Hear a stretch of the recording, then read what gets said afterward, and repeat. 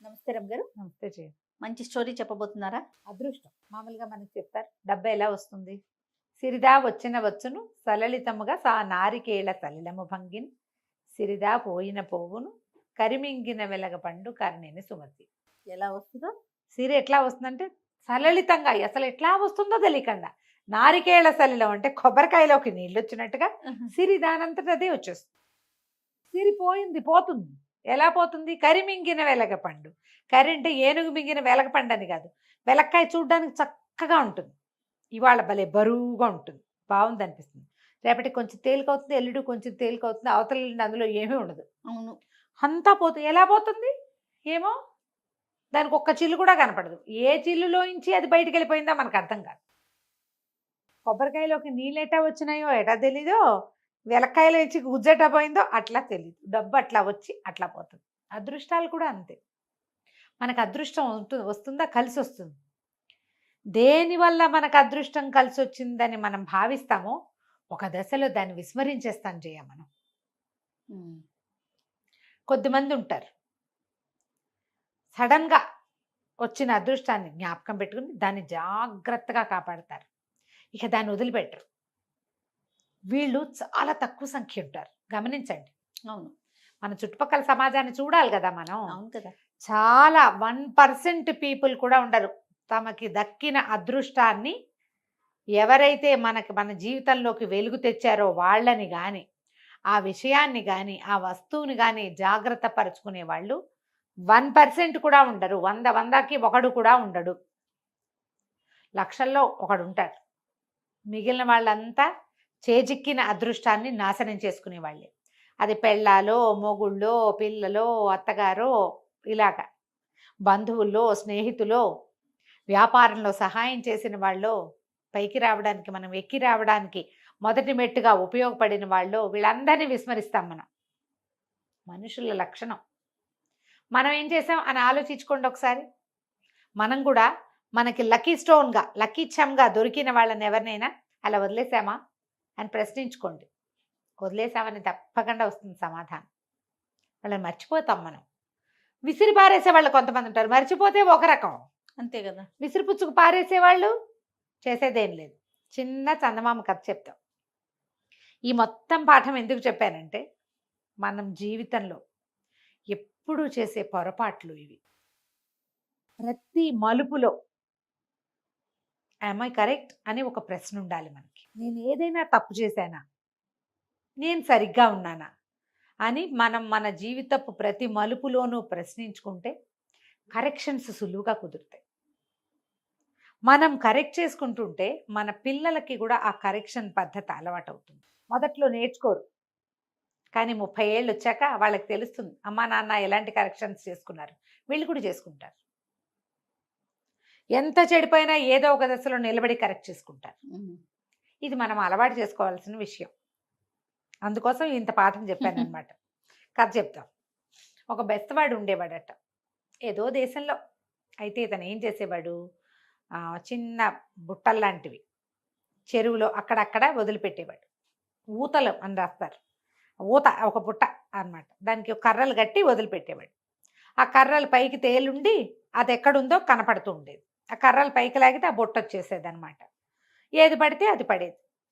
ఏవో కొన్నిట్లో చేపలు పడేవి, కొన్నిట్లలో జల్లలు పడేవి, కొన్నిట్లలో పీతలు అవి కూడా చిక్కునేవి, నత్తగుల్లలు తినేవాళ్ళు కదా, తింటారు.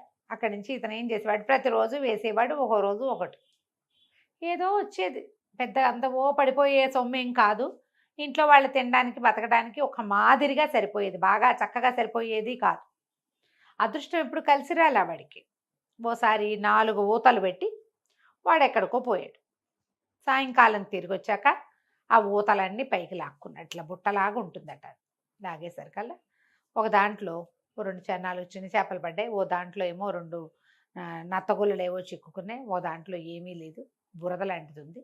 ఒక దాంట్లో మాత్రం ఒక ముసలి డొక్కుగా ఉన్న ఒక ముసలావిడ పడి ఉంది. నీళ్ళల్లో కొట్టుకొచ్చి ఆ ఊతలో చిక్కుకుంది. ఊత బరువుగా ఉంటే అయ్యి బాబాయ్ పెద్ద పెద్ద చేపలు పడ్డాయి అనుకోండి, తీరా చూస్తే ఊసలు.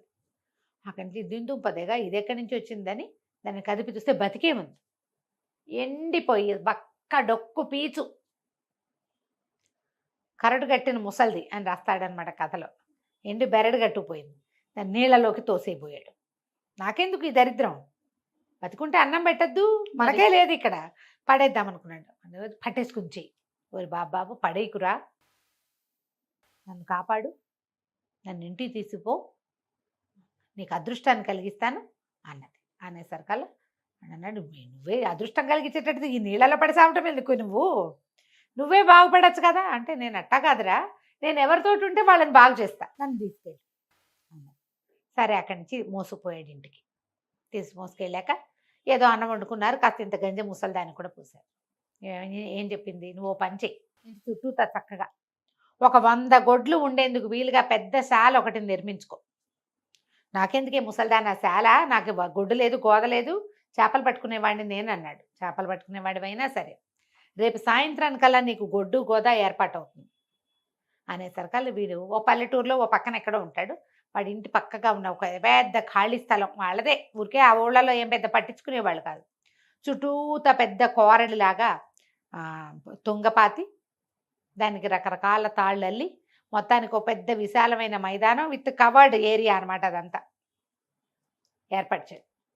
సాయంత్రం అయ్యేసరికి వీడు ఏ సరస్సులో ఊతల పాతి అప్పుడప్పుడు చేపలు పట్టుకునేవాడు, అందులో నుంచి జట్లు జట్లుగా ఆవులు గేదెలు ఎడ్లు గిత్తలు చొప్పున వచ్చేసినాయి. అటు ఇటుగా పిల్ల మేక అన్నీ లెక్క పెడితే 100 ఉన్నాయి. 100 వచ్చి వీడి గొడ్డ సావిట్లో కూర్చుండిపోయింది. పితికినని పాలు పితికాడు, పాలు అమ్ముకుంటే డబ్బు. ఎడ్లు గిడ్లు వాటి దారిన పోయి అవి గడ్డి మేసి వస్తాయి. ఎవరో వాళ్ళ నాగలు కట్టుకుంటూ, ఏరా మీ దగ్గర గొడ్లు ఉన్నట్టున్నాయి, ఏమన్నా 2 ఎడ్లని అప్పిస్తావా అంటే అప్పివ్వము, అరవివ్వం, అమ్మకానికైతే ఇస్తాం, లేదా జీతానికైతే ఇస్తాం. అమ్మకం వద్దులే, జీతం రోజుకు 10 రూపాయలు. రోజు 10 రూపాయలు వస్తున్నాయా? ఒక ఎడ్ల జతకి 10 వస్తే 10 ఎడ్ల జతలకి ఎన్ని వచ్చును, పొళ్ళని వస్తాయా? ఇట్లా ఎన్ని రకాలుగా డబ్బు వచ్చిందంటే వాడి దగ్గరికి, ఇక పిచ్చి డబ్బు. అక్కడి నుంచి రౌండ్గా ఉందిగా, కట్టాడు కదా కోరడల్లే, ఈ పైనంతా షెడ్లు వేసేసాడు, వానకి వంగుడికి చలికి ఇబ్బంది లేకుండా. హాయిగా నీడపట్ట నుండి కొట్లు సుఖంగా ఉండేవి, కట్టక్కర్లా పెట్టక్కర్లా, లోపలికి వచ్చి పడుకునేవి అంతే.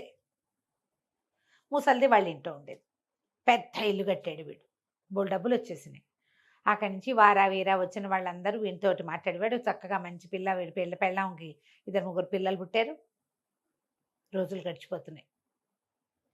సరే క్రమంగా వీడికి డబ్బు ఎక్కిపోయింది, లోకంలో అందరికీ ఎక్కిపోతుంది, ఎంత సహజం కదా. మొదలు ఎక్కడి నుంచి వచ్చింది, ఎక్కడో, అది ఎవరికి తెలుసు. క్రమంగా ఈయన పెద్ద మనిషి అయ్యాడు, అందరికీ మంచి మాటలు చెప్పడం మొదలుపెట్టాడు. ప్రతి వాళ్ళు వస్తే మనం ఇంతే, మన స్థాయి మన స్టైలు చిన్నప్పటి నుంచి ఇంతే, మా తాతలు నేతులు తాగారు, ఇలాంటివి బోల్డ్ అని చెప్పేవాడు. ఇప్పుడు అవన్నీ మాట్లాడను, వేరే పని ఉంది నాకు అనేవాడు. ఎంత గొప్ప వచ్చింది. అయితే ఏమైంది, పక్క ఊర్లో ఒక పెద్ద విందు జరిగింది. ఈయన అందరూ పిలుపులు వస్తాయి కదా పెద్ద మనుషులందరికీ, ఈ పెద్ద మనిషికి కూడా పిలుపు వచ్చింది, పెద్ద మనిషికి కూడా. సరే ఎక్కడికైనా వెళ్ళేటప్పుడు ఈ ఖర్చు నాది అని చెప్పడం ఒక గొప్ప. ఇవాళ సారాయి ఖర్చు నాదని చెప్పాడు ఆ పార్టీలో. విపరీతంగా పోశారు, ఈయన యథేచ్ఛగా తాగాడు, తను పోయించిందే కదా. తాగేసి ఇంటికి వచ్చాడు. వచ్చి రాత్రి 1 గంట అయింది, తలుపు కొట్టాడు. తలుపు కొడితే ఎవరు తలుపు తీయలే. 12 దాకా చూశారు, 12 తర్వాత పడుకున్న వాళ్ళకి మెలకు రాదు. అక్కడి నుంచి గట్టిగా అరిచాడు, కేకలు పెట్టి, ఎన్నేళ్ళ నుంచో నా ఇంట్లో పడి తింటున్న ముసలితో తేది అన్నాడు. నేను తీసుకొచ్చి నా నెత్తి మీద పడిపోయి తింటోంది, అదైనా మెలకుగా ఉండొచ్చు కదా, ముసలిదైనా నా కోసం తలుపు తీయటానికి. తీవే ముసలిదానా, బతుకున్నావా చచ్చావా, నువ్వు ఏ మూలున్నావు, తలుపు తీవే అన్నాడు. అనగానే ముసలావిడ వచ్చింది, తలుపు తీసింది. నువ్వు నన్ను తిట్టేవని, ఆ తిట్టక నేను ముద్దెట్టుకుంటారా, తలుపు తీయలేదు నువ్వు అనేసరికల్లా, నన్ను తిట్టిన చోట నేను ఉండను సుమి అంది. ఉండపోతే పో, ఎవడడిగాడు నేను, ఉండపోతే వెళ్ళిపో. ఆవిడ లోపలికి వెళ్ళి పడుకుంది.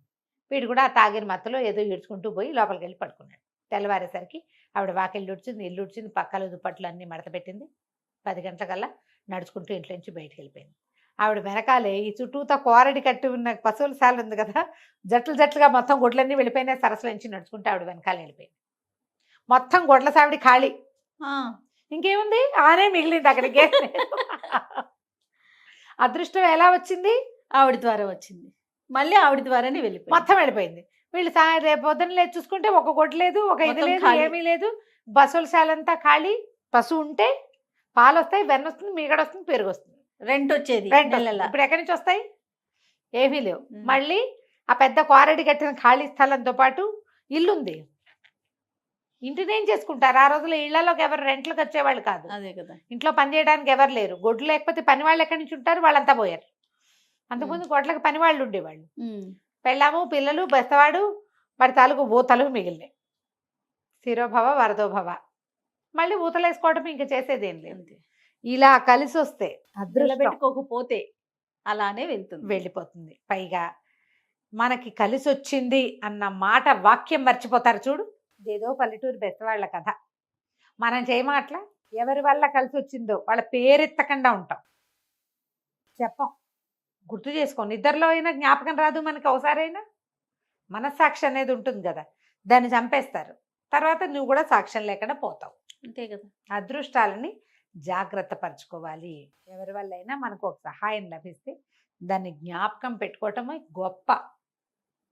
అది నా ప్రజ్ఞ అని అనుకోకూడదు. ఆ జ్ఞాపకం పెట్టుకుంటే నువ్వు డౌన్ టు ఎర్త్ ఉన్నట్టు, ఏదో మోడెస్టీ, వినయంతో ఉన్నట్టు. అంతే కదా. వినయంతో ఉన్నవాడికి సమస్తము వినపడతాయి, సమస్తము వింటుంది. ప్రపంచం వినయశీలి యొక్క మాట వింటుంది. వినిపించుకునేలాగా చేయండి. అదృష్టాలని చెడగొట్టుకోకండి. కథ కంచికి మనం చాలా బాగుందండి. నమస్తే. నమస్తే.